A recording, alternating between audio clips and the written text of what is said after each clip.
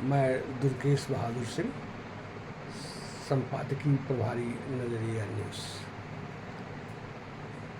बिहार प्रदेश में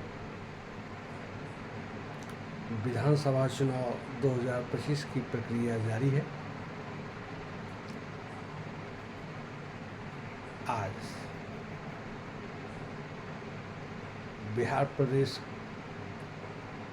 अध्यक्ष AIMIM के अब्दुल इमान ने प्रेस वार्ता की और बताया कि उनकी पार्टी में जिनको टिकट नहीं मिला, उन असंतुष्टों में से कुछ लोगों ने अबाध्य प्रदर्शन किया है, इसलिए यह प्रेस वार्ता बुलाई गई है। किशनगंज से Nazariya news bureau chief Biren Chauhan की रिपोर्ट। राजद को जाकर के वोट दे कभी अपना हक मांग सके। सीमांचल में आज अवैसी साहब ने आकर यहाँ के नौजवानों को हौसला दिया है, जबान खोली है।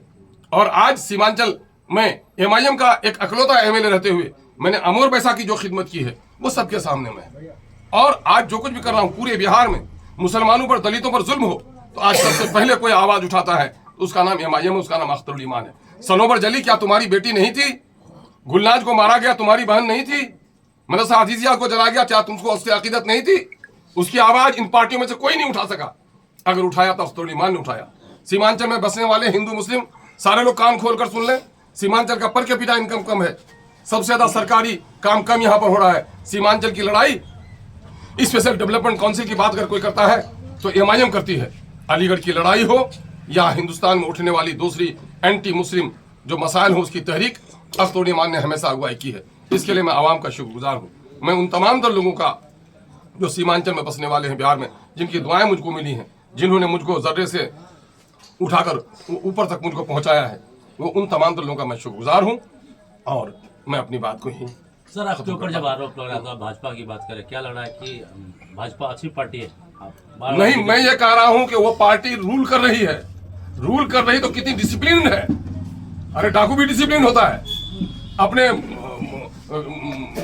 गैंग लीडर को ओबे करता है। मैं उसके डिसिप्लिन की बात करता हूँ कि वो कितने डिसिप्लिन है कि आज सरकार उनकी है और उनकी टिकट काटी जाती है, उनके लड़के नहीं कूद रहे हैं और ये भिखमंगे कूद रहे हैं। ये देखो, इसके माने ये है खाली बर्तन बचता जाता है। आप पे इल्जाम ये लग रहा है कि आपने एक एक विधानसभा सीट में 5-5 लोगों को उम्मीदें दी और सब लोगों से खर्चे करवाए। अगर एक को ही उम्मीदवार बनाना था तो सब पे आपने क्यों उम्मीदें दी? बड़ी अच्छी बात कही। आप सहाफी हैं और ईमानदार सहाफी होने का आपको दलील पेश करना चाहिए। पेशानी पर आपके काले धब्बे भी हैं, वो चमक है वो नूरानी। आप बताइए, क्या मेरी तकरीर नहीं सुनी थी आपने यहाँ मरवाड़ी कॉलेज से पश्चिम के? देखो, एक एक क्षेत्र से 5-7 उम्मीदवार बने हुए हो।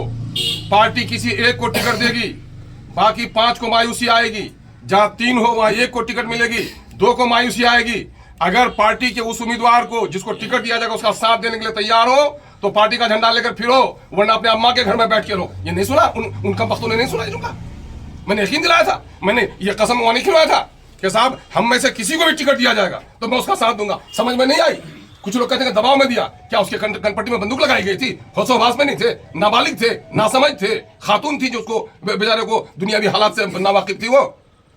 अच्छा, ये आम बात है कि 90 लाख रुपए हेलीकॉप्टर के लिए जमा करना होगा, ये चर्चा में इस पर मैं कह रहा हूँ, सब लोगों को कह रहा हूँ, आज भी कह रहा हूँ कि भेजो। एक इलेक्शन में लोगों के खर्चे हो रहे हैं, 90 लाख नहीं 1 करोड़ से ज्यादा में कॉन्टेक्ट हुआ है उसका। ये कौन भरेगा? अब इसी साहब का बाजार भरेंगे, अब्दुल इमान का बाजार भरेगा। इलेक्शन आप लड़ेंगे तो नहीं बढ़िएगा पैसा। तो यहाँ पे ये बात, अच्छा, उसके बाद सुनिए, उसके बाद मैं सुनिए और उसके बाद सुनिए, एक एक कैंडिडेट को 3-3 बार लोकल अखबार में आप लोग लेते हैं उसका काम, और नेशनल मीडिया में देना है, टीवी में देना है। और पिछले बार इलेक्शन लेकर के चले, लड़के भाग गए, पार्टी फंस गई, पैसे हम लोगों को पे करने पड़े। अभी भी कई लोगों को कहा गया कि भाई उसके पैसे एडवांस कर दो, नहीं दिए और अभी तक नहीं दे रहे हैं। तो आप किसी के अंदर की बात, मेरे बावर्ची खाने में क्या पक रहा है उसके बारे में बड़े फिक्रमंद आप। भाई तुम इलेक्शन लड़ने आए हो। चलिए, ये बातें हो गई। सीमांचल पिछड़ा है, सीमांचल की पसमानदगी की अक्सर आप लोग बात करते हैं, MIM बात करती है।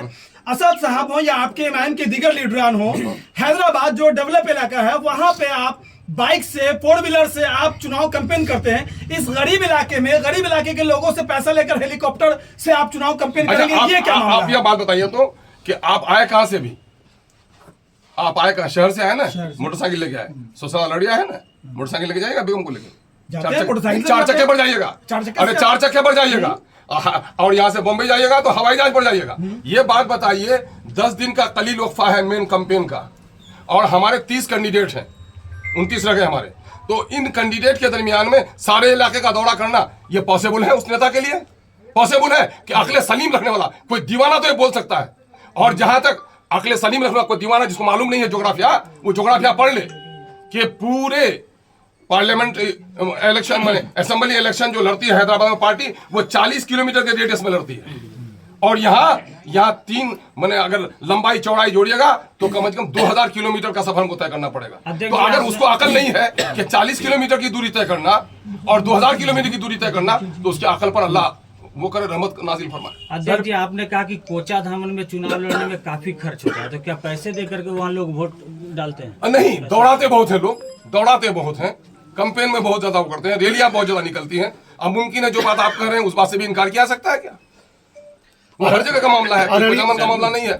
कोचा दामन में हमारे कुछ धनपशु लोग हैं, धनपशु लोगों ने दौलत की ऐसी नुमाइश कर दी है कि जिससे आम लोगों का खड़ा रहना मुश्किल हो गया है। आप नहीं देखते लुटेरे लोगों ने कैसे पैसे खर्च किया?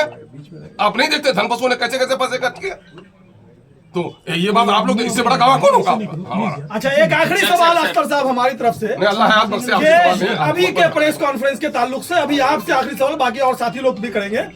तो मेरा सवाल ये है कि जब आप 5 उम्मीदवारों को आपने उम्मीद दी है, तो आपको अगर टिकट ही देना और इखलास के साथ कि अगर पैसे का खेला नहीं और जो इल्जामात है वो बेबुनियाद है, तो ऐसे हालत में कुरानंदाजी आपने क्यों नहीं करवाई? कुरानंदाजी क्यों करवाएंगे?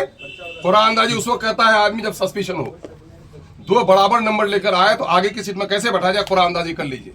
2 बीबी है और दोनों को सफर में ले आने के तैयार है, किसी एक का सीट है तो कुरानंदाजी करिए, जिसका नाम हो उसको लेके जाइए। अब कुरानंदाजी में नहीं होता है जो लड़का 30 नंबर लेके आया है, जो लड़का 75 नंबर लेके आया, कुरानंदाजी करके उसका रिजल्ट तय कीजिए, यह अक्लमंदी नहीं है। सर